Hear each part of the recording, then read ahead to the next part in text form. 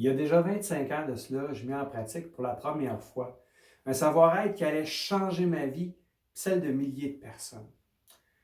Voici comment tout ça, ça a commencé. Ben, jeune homme, j'aurais payé cher pour obtenir, tu sais, là, la pilule du bonheur là, qui m'aurait fait sentir bien dans ma peau, puis qui m'aurait permis aussi d'être apprécié pour qui j'étais. On s'entend, là, la fantaisie du changement facile, là, ben, une des premières idées, c'était le Prozac qui venait tout juste de sortir. Puis son apparition, ben, ça promettait un mieux-être fabuleux.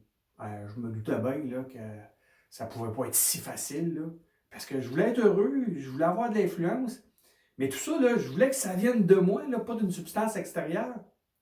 J'avais l'intuition que mes émotions, là-dedans, il y avait une clé pour améliorer ma condition. Puis j'ai entrepris à ce moment-là un dialogue avec elle. Par contre, il faut se le dire, la société semblait me dire non, non, fais attention à tes émotions, touche pas à ça. Réduis-les juste à un ressenti, puis tu vas voir avec le temps, là, ça va disparaître si tu mets un peu de volonté. Malgré tout ça, ben, j'ai appris à accueillir mes émotions. Puis il y a un changement qui s'est opéré en moi. Ben, je constatais que le travail intérieur que j'avais amorcé, ça avait un impact autour de moi et sur moi. Bon, plutôt jeune puis sans guide, je n'étais pas trop mature non plus. J'ai mis un frein à tout ça temporairement. Puis je me suis dit qu'avec le temps, ben, je retrouverais dans le fond cet équilibre-là. J'ai consacré mon temps à parfaire mes connaissances, comme j'ai fait des sciences en général, la sociologie, la théologie, la psychologie, la philosophie. Puis en étudiant, j'ai compris pourquoi que l'être humain travaillait si fortement pour réprimer ça, nos émotions. Pourquoi? Ben, leur force, là, c'est déconcertant puis menaçant.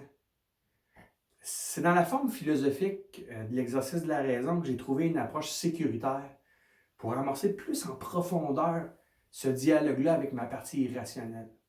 Ben ça a transformé ma capacité d'influence tout en m'assurant de conserver une bonne santé mentale. Je me suis alors donné comme mission de partager mon approche unique, le savoir-être renouvelé. Mon originalité, là, ça ne tient pas dans l'affirmation qu'une puissance encore mesurée réside dans une partie irrationnelle. Non, non, non. C'est tout simplement d'avoir trouvé une façon sécuritaire de dialoguer avec elle.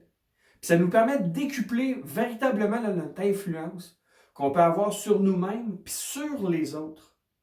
Je partage mon expertise sous forme de conférences et de laboratoires organisés en groupe à l'intérieur des entreprises, puis aussi aux particuliers par la relation d'aide. Je vous attends